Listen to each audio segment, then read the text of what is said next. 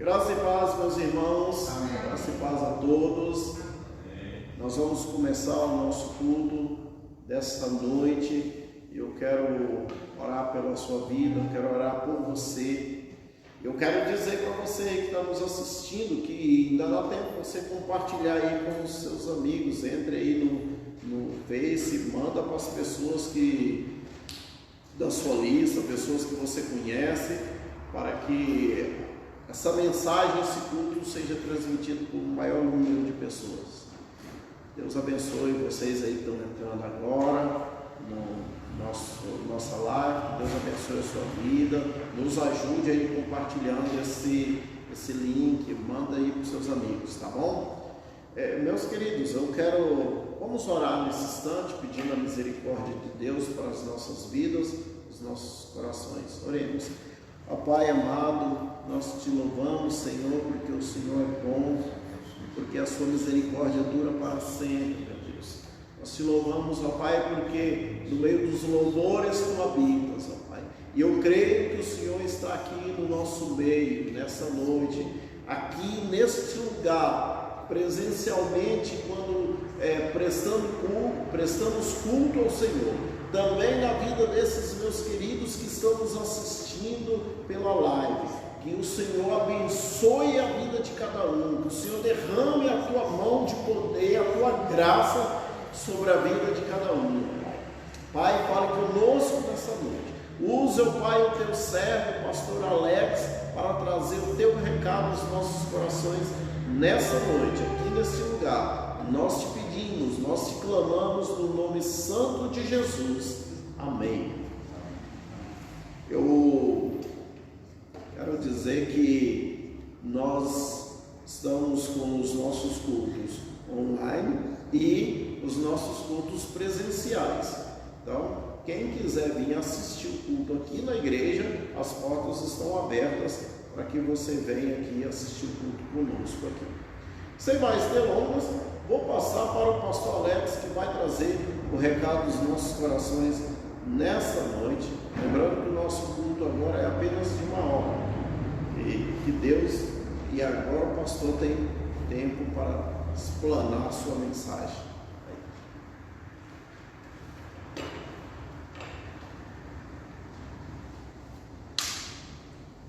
A paz, irmãos. Vou ler o texto em Atos capítulo 11, versículo 27 ao versículo 30. Atos capítulo 11, versículo 27 ao versículo de número 30.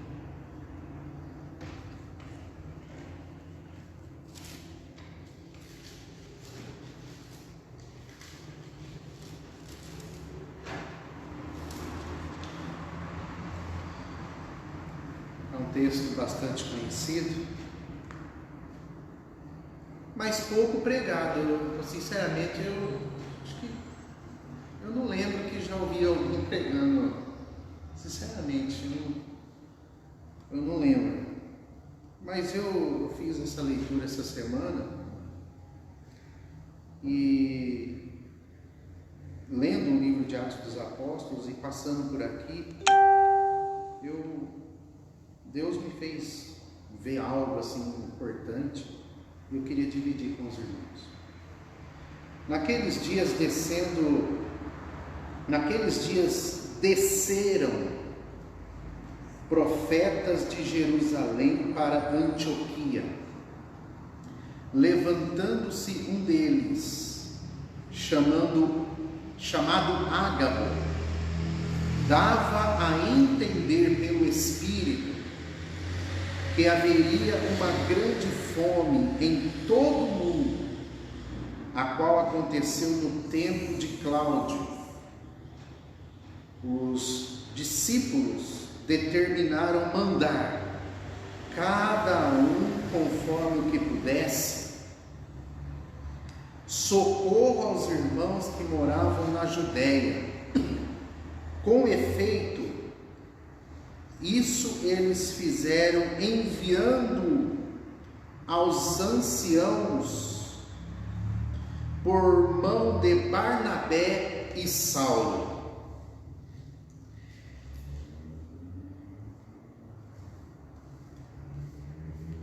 E depois no capítulo 12, há uma quebra na história, né? Porque ele sai desse contexto e já entra com a história da perseguição que estava acontecendo com a igreja. E no versículo de número 25 do capítulo 12, ele termina exatamente a história que nós acabamos de ler, porque diz assim: Barnabé e Saulo, havendo terminado aquele serviço, voltaram de Jerusalém, levando consigo a João, que tem por sobrenome Marcos. Então há uma... quem narra essa história é Lucas, né? Então Lucas, ele está querendo dizer assim: ó Teófilo, aconteceu coisas desta natureza. Desceu um profeta de Jerusalém, foi para Antioquia, e deu a entender pelo Espírito Santo que haveria uma grande fome na terra. Na verdade está escrito assim: grande fome em todo o mundo.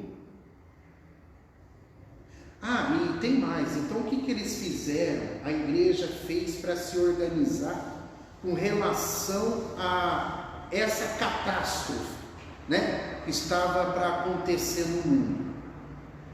Eles determinaram mandar ajuda à igreja através de Barnabé e Paulo. Eles designaram essa dupla para socorrer a igreja, as igrejas, as pessoas, irmãos. A forma como esses mantimentos, esses alimentos, esses recursos, a Bíblia não fala como isso foi distribuído, se era recurso financeiro, dinheiro, comida, alimento, especificamente, né? Mas era um socorro, era mandar socorro para os irmãos, né? E acredito que isso aqui é alimentação, né? O que é o básico, né? Já que o contexto diz que era uma grande fome. Então, dá-se a entender que era o básico, o alimento, né? E aí, Lucas, ele dá uma quebra na história e fala: e tem mais. Aí aconteceu uma confusão que Herodes lançou mão de alguns da igreja para maltratar, mandou matar a espada Tiago e prendeu Pedro. Virou uma confusão, uma correria. Então ele faz essa história, ele conta essa história do que ele viu. E aí ele narra para Teófilo, que é para quem ele dirige essa história, né? Que a sua primeira carta que ele escreveu foi o Evangelho de Jesus segundo ele viu, né?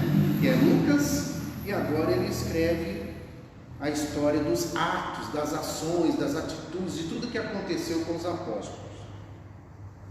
Ora, irmãos,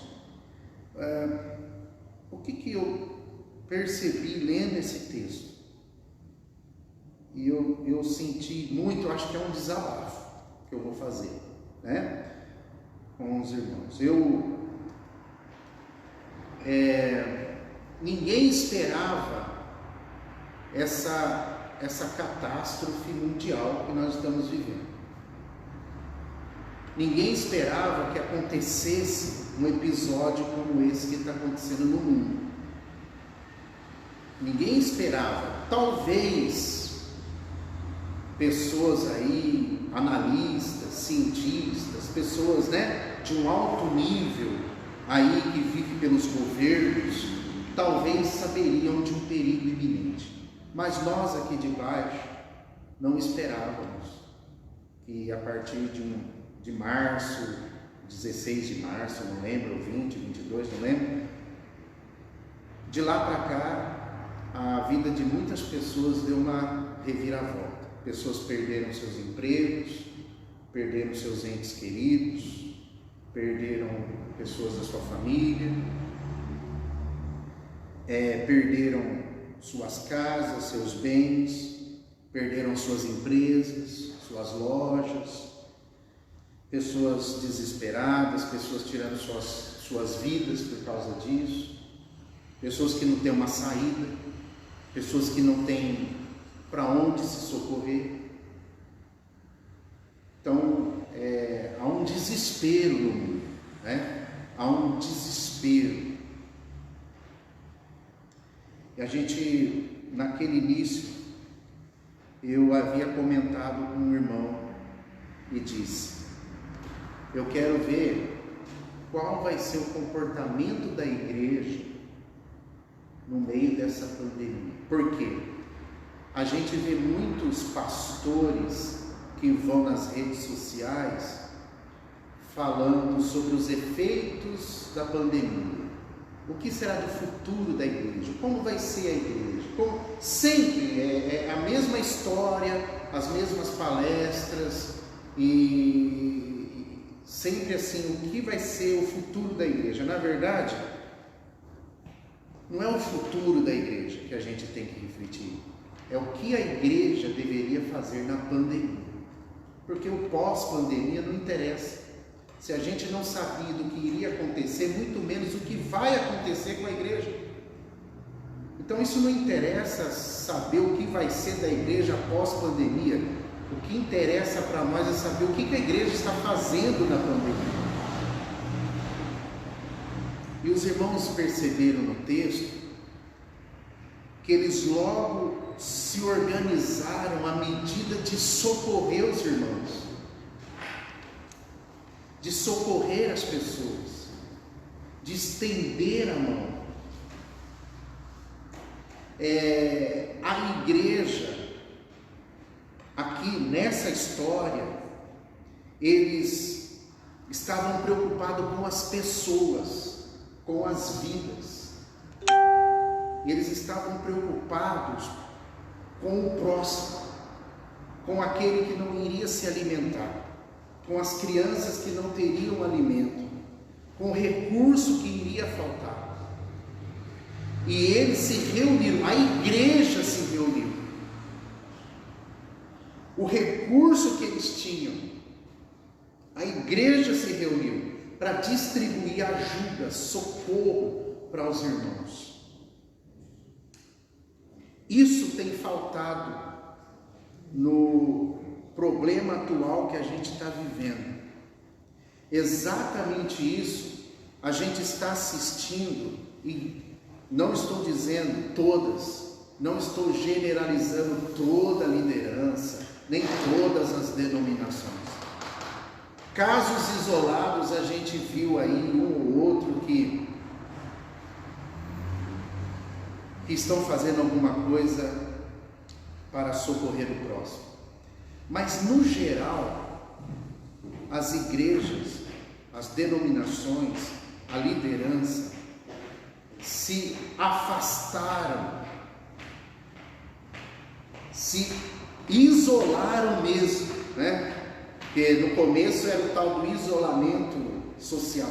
Então realmente se isolaram. É como se cada um olhasse para o seu próprio umbigo, né? Essa é a realidade que nós estamos assistindo hoje na igreja brasileira. E de muitas denominações, inclusive denominações muito grandes. Eu vi fulano de tal dando cesta básica, eu vi fulano de tal fazendo isso ou fazendo aquilo, distribuindo máscara ou álcool em gel. Mas é muito pouco pela grandeza econômica que muitas denominações evangélicas no Brasil agregaram ao longo dos anos. E para decepção minha, eu vi muitos pastores desesperados mais com o recurso financeiro, que não ia entrar nos cultos e não poderiam pagar os seus próprios sustentos, ou quem sabe sustentar o seu ego, a sua vida financeira, a vida financeira da igreja, de um prédio, de um local, de alguma coisa assim. Eu vi pastores indo às redes sociais pedindo, implorando aos fiéis que depositassem pelo menos R$5. Eu não estou falando, eu estou falando de gente grande, de denominações milionárias. Isso é uma vergonha. Diante de uma aglomeração de riqueza que eles agregaram nesse país sem pagar um imposto. E agora que muitos fiéis vivem uma desgraça na sociedade, em que muitos vivem na pobreza, simplesmente eles se escondem da pandemia e fecham os olhos àqueles que têm fome. Esse é o retrato da igreja brasileira hoje. E eu estou falando, não estou dizendo o nome de denominações, porque aqui eu vi de várias, de pessoas que se trancaram, e eu também percebi a briga de pastores querendo abrir as igrejas no meio da pandemia. Eu fui procurado por um pastor em Campinas, que ele é líder de uma convenção, e ele queria que nós entrássemos com processo judicial para poder abrir as denominações e tudo mais. Eu vi o desespero de homens querendo que as igrejas abrissem. Mas, irmãos, eu não sei se eu não entendo a Bíblia, ou sei lá, ou se eu não sei, talvez eu não, porque eu realmente não sou um expertise na palavra, sou um simples ser humano que eu compartilho o texto bíblico. Mas desde quando a igreja são prédios, né? Desde quando a igreja são pisos de mármore, torneiras de ouro,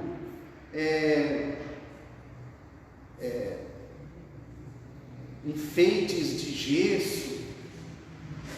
Tudo é muito bonito, a gente se reúne, não tem nenhum tipo de erro de estar reunido num lugar bonito, com bancos almofadados, com coisas assim. Mas eu percebi que a igreja, ela se viu perdida quando não pôde mais se reunir nos templos.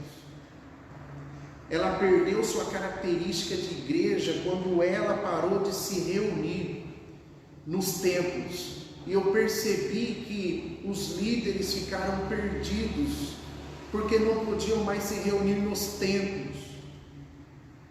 Então eu percebi que nós somos idólatras, a ponto de nos apegar ao templo e não seguirmos a missão primaz da igreja.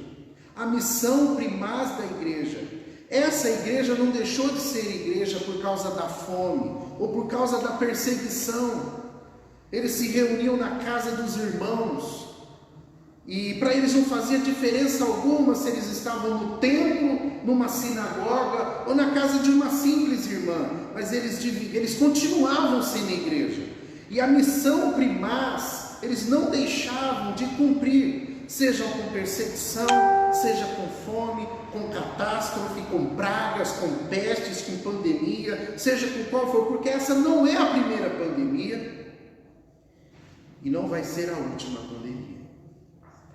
Os irmãos sabem que a gripe espanhola no Brasil durou 2 anos e matou 50 milhões de pessoas, né? Então nunca se sabe até quando vai durar isso, quantas pessoas vão morrer mais. Mas e a missão da igreja? E nós como igreja? Nós estamos preocupados em debater questões políticas, questões sociais, debater direitos, ficar brigando na televisão, debatendo a decisão do STF, a decisão do S não sei das quantas, a decisão do ministro tal, ficamos parece que ficamos alienados com a questão de defendermos o presidente Bolsonaro, de idolatrarmos um ser humano que parece que tem uma bola de cristal que vai resolver a situação do mundo. A igreja parece que ela perdeu sua missão primaz e está voltado a defender questões sociais. Não foi para isso que a igreja nasceu. A igreja nasceu para pregar o Evangelho, para pregar o Evangelho, para pregar o Evangelho, para ser igreja. Não é para nós levantarmos um presidente, não é para eleger um deputado, não é para colocar nos nossos púlpitos políticos. Há uns dias atrás, o ministro do STE, Tribunal Superior Eleitoral, o Edson Fachin, ele estava debatendo, irmãos, eu não sei se os irmãos ficaram sabendo disso, a questão do abuso de autoridade religiosa. Olha o tema que está se levantando no Brasil. Por que abuso de autoridade religiosa? Porque o ministro Fachin está defendendo a ideia de que é proibido agora igrejas defenderem partidos políticos, a ideia política, debater política. Em outras palavras, apoiar a eleição de uma determinada pessoa.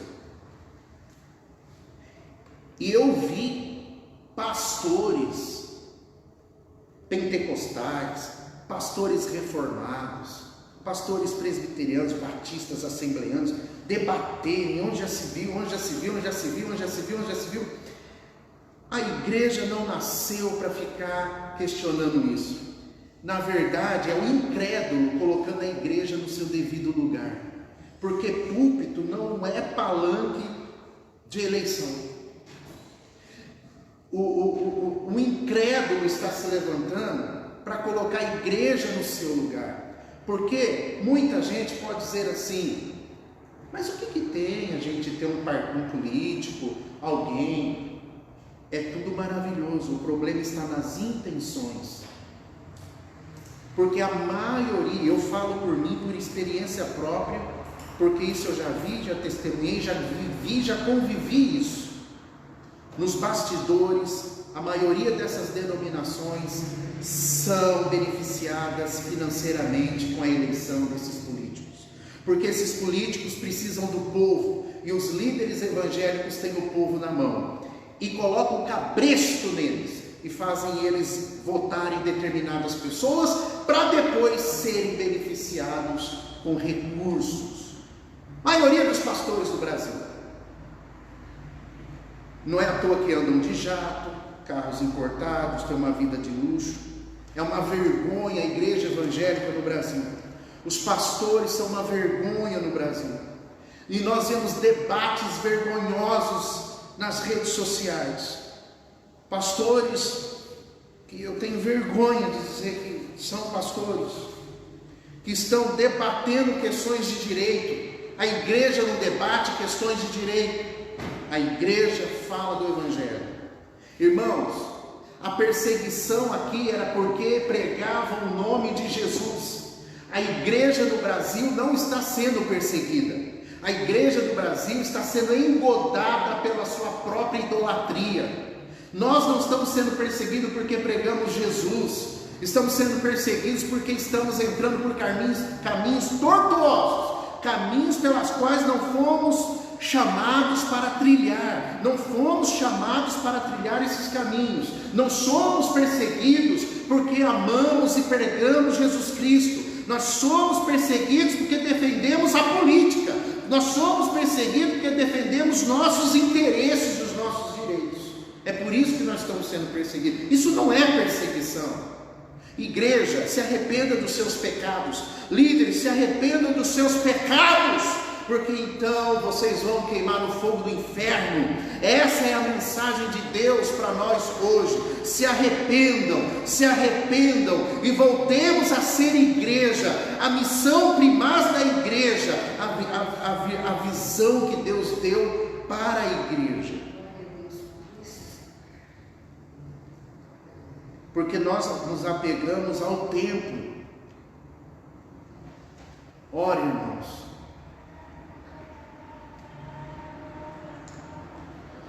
Em Mateus,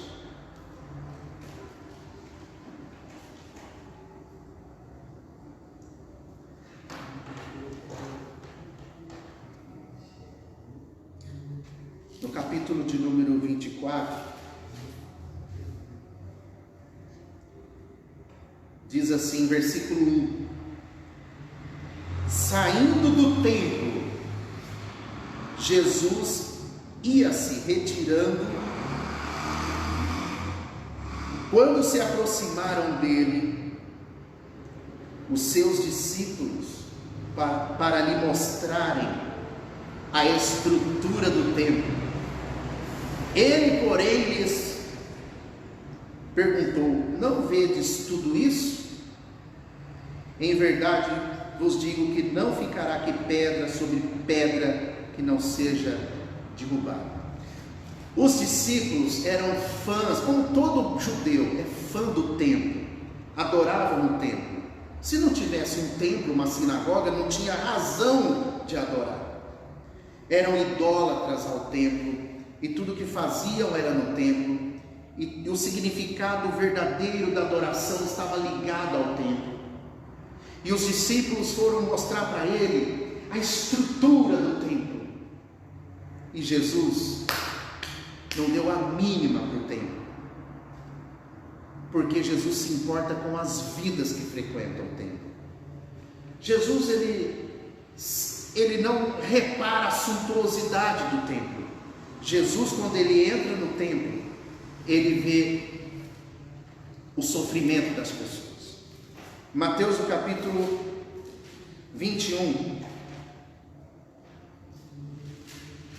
versículo 12 diz assim: entrou Jesus no templo e expulsou a todos os que ali vendiam e compravam, e derrubou as mesas dos cambistas e as cadeiras dos que vendiam pombas, e disse-lhes: está escrita, a minha casa será chamada casa de oração, mas vós a tendes convertida em covil de ladrões.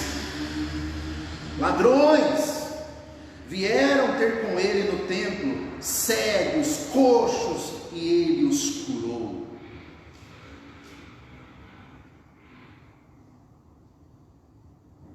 Meus amados irmãos, hoje a igreja ela é rica, hoje a igreja ela é poderosa, são donos de imóveis milionários, mas não tem a graça de Deus, não se importam com as pessoas.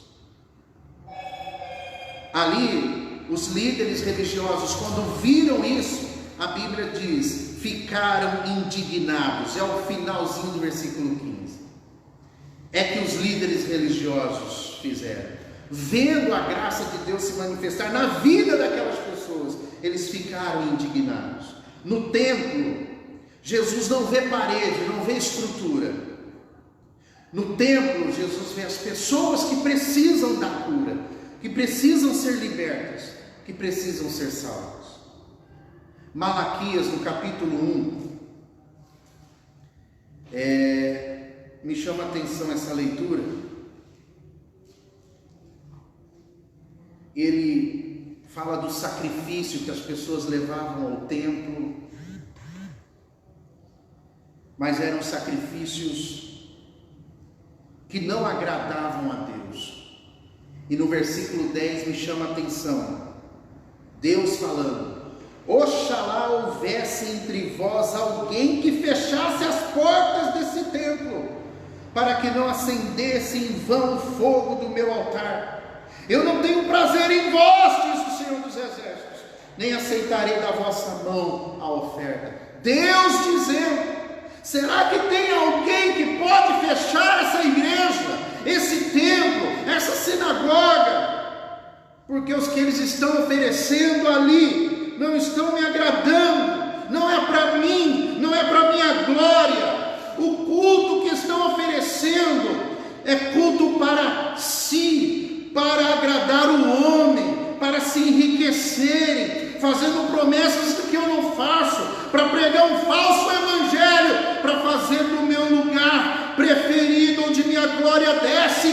lugar de vender e de comprar, um lugar de negócios, de idolatria, lugar vergonhoso. Em 2 de Crônicas,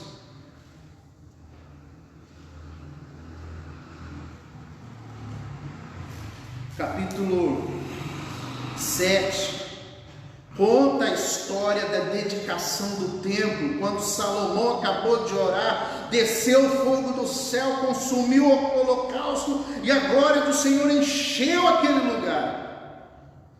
Mas Deus foi categórico no versículo 19, ele disse: porém, se vos desviardes e deixardes os meus estatutos e os meus mandamentos que vos tenho proposto, e fordes e servirdes a outros deuses, eu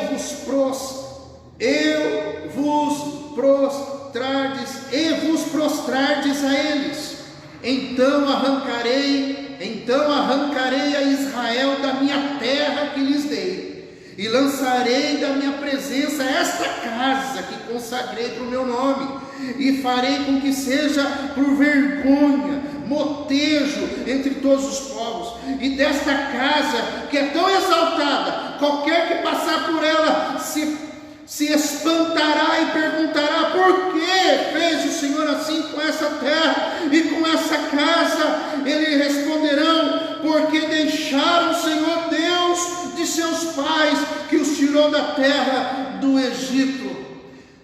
Aqui não é lugar para nós adorarmos outros deuses, para oferecermos cultos pagãos.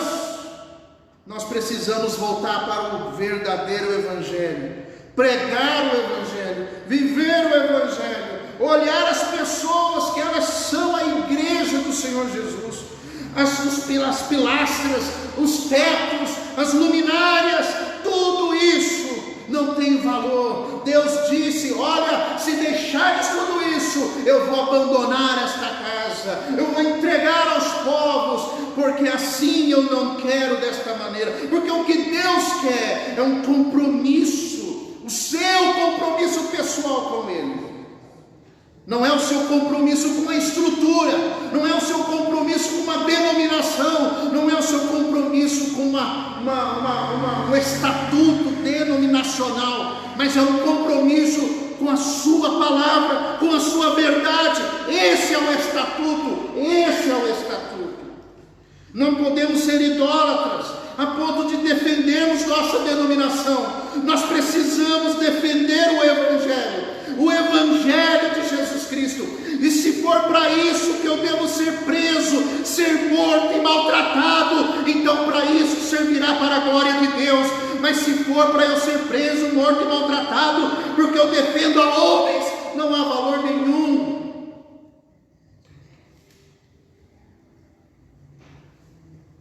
Deus nos chama para o verdadeiro Evangelho.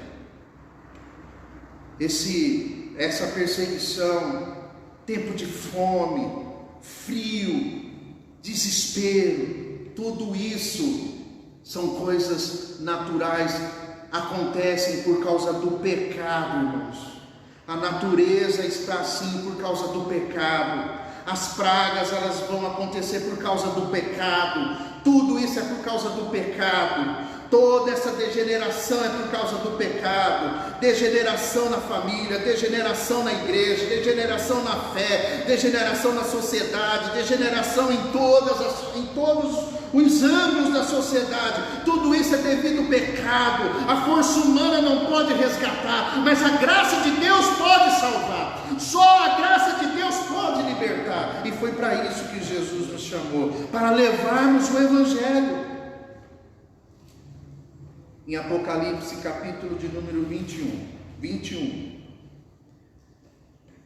quando João teve a visão da Nova Jerusalém, no versículo 22, ele diz: nela não vi templo, porque o seu templo é o Senhor Deus Todo-Poderoso e o Cordeiro. Meus irmãos, A cena que eu assisti nesta pandemia é de uma igreja acovardada, de uma igreja com a mão recuada, de uma igreja que não socorre, de uma igreja que não ama, de uma igreja que não resgata, de uma igreja que sem compromisso, de uma igreja que não tem compromisso com os fiéis, de uma igreja que não tem compromisso com as pessoas em seu redor, de uma igreja que não tem compromisso com vidas, de uma igreja sem compromissos, uma igreja recuada, acovardada. Deus nos dá um alerta nessa noite. Voltemos à missão primária da igreja. Vamos manter as nossas tochas acesas. Quando a gente olha para esse texto, a gente vê que as circunstâncias não paravam essa igreja. As circunstâncias, elas não delimitavam o serviço dos irmãos. Muito pelo contrário. Nós vimos a igreja avançando. Outra coisa importante aqui no texto é essa frase aqui. Dava a entender pelo Espírito. Essa igreja era dirigida pelo Espírito.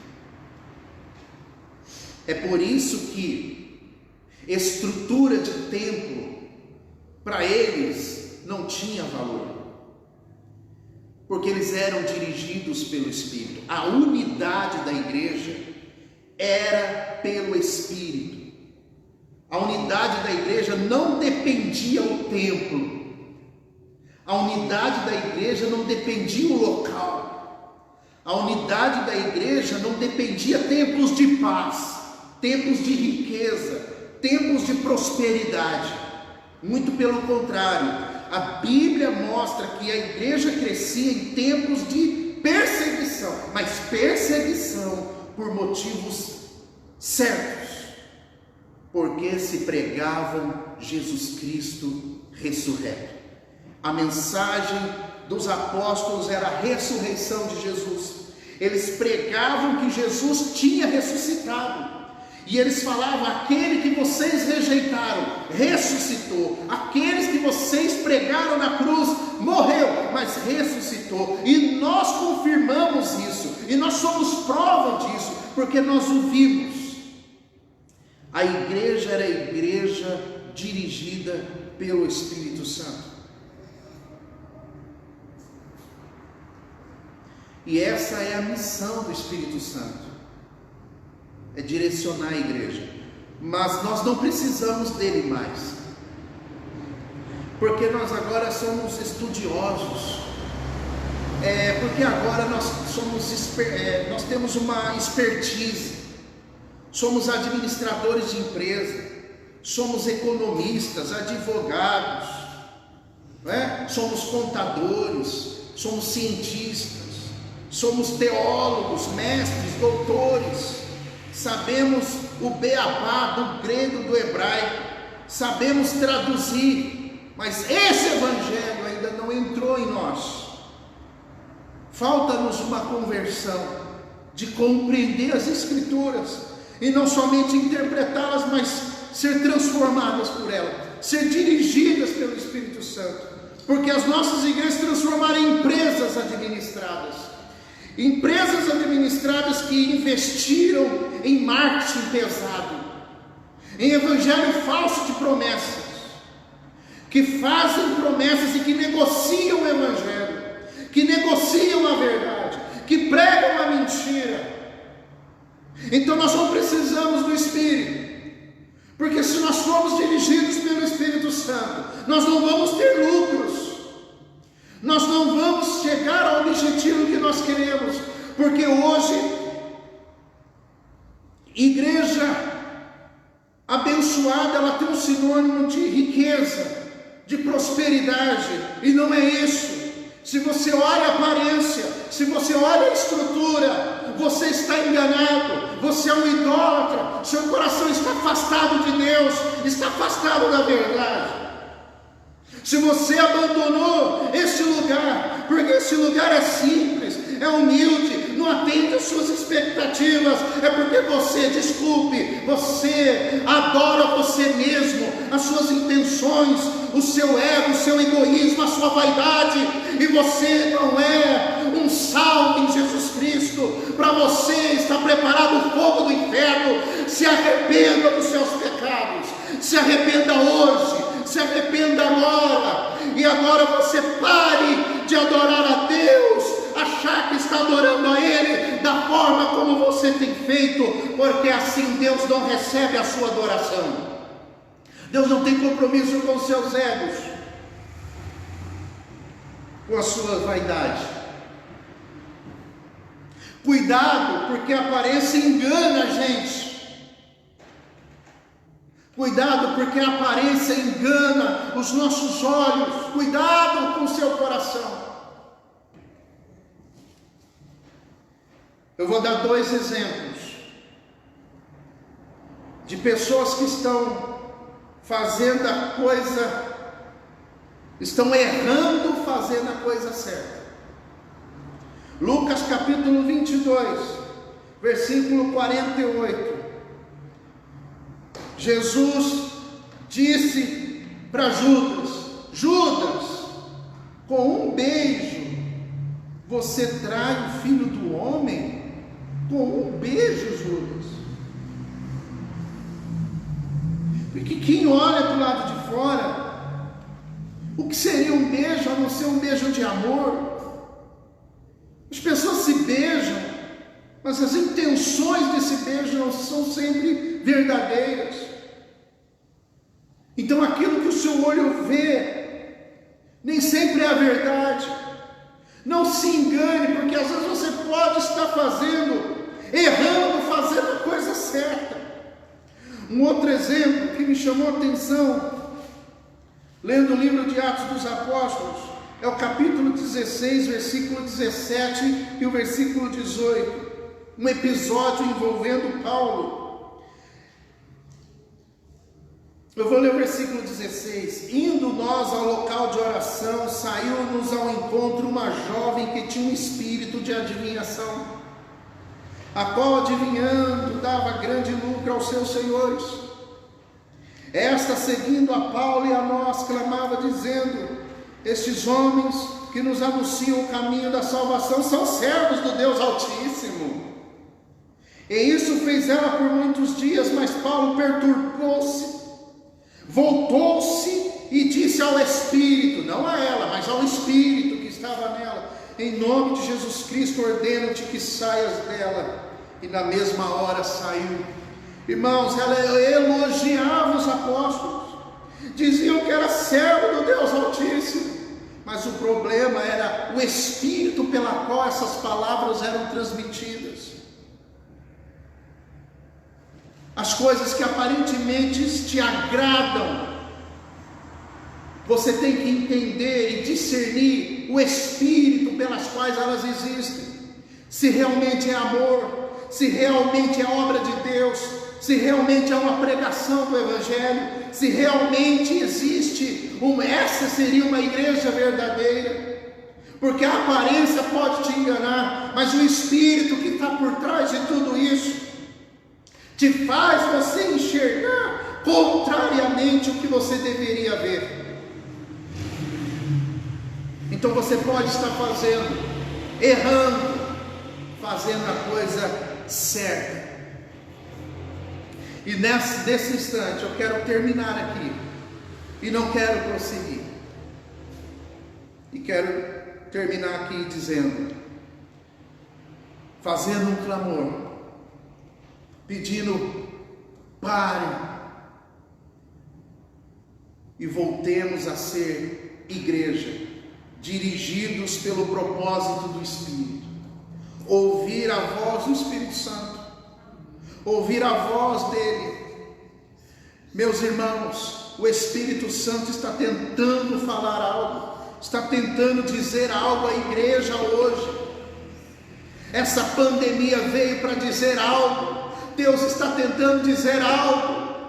Nós somos culpados, a igreja é culpada, porque virou as costas ao Espírito, não é direcionada pelo Espírito Santo mais, mas por interesses humanos, e quando são confrontados, querem defender direitos, mas vazios, sem fundamentação, vazio de alma, com fundamentação rasa, sem fundamentação bíblica, mas com fundamentação de outras ciências, a não ser a palavra de Deus.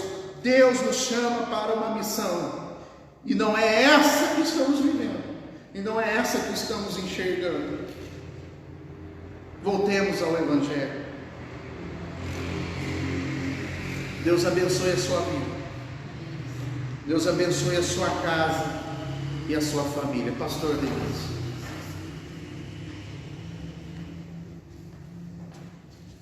Deus te abençoe de uma maneira poderosa.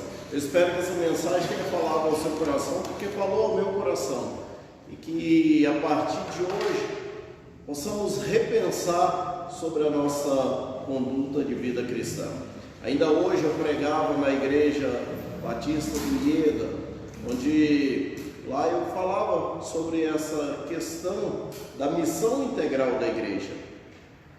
No seu livro de Hernandes Dias Lopes, ele dizia que em tempos atrás, na década de 40, 60, 70, a igreja dizia para o mundo: creia em Deus e arrependa-se dos seus pecados. Hoje o mundo está dizendo para a igreja: creia em Deus e vivam o que vocês pregam. Que Deus tenha misericórdia do seu povo. Que Deus te abençoe e te dê uma semana cheia das bênçãos do Senhor. Eu quero orar por você. Eu não sei se tem algum pedido de oração. Não? Quero orar pela sua vida. Quero orar pela nossa igreja. E quero dizer também a você que a nossa campanha para a compra desse imóvel continua. Então, se Deus tocou no seu coração aí, você sentiu o desejo de nos ajudar, entre em contato conosco e nós vamos te direcionar para você estar nos ajudando, tá bom? Que Deus abençoe e realmente derrame as mais ricas bênçãos sobre a sua vida. Ó Deus amado, Deus de poder, eu quero te agradecer, ó Pai, por essa palavra que foi tão impactante para os nossos corações nessa noite, que falou ao meu coração, falou ao coração desses que estão aqui nesse auditório, falou ao coração desta pessoa que está assistindo pela live.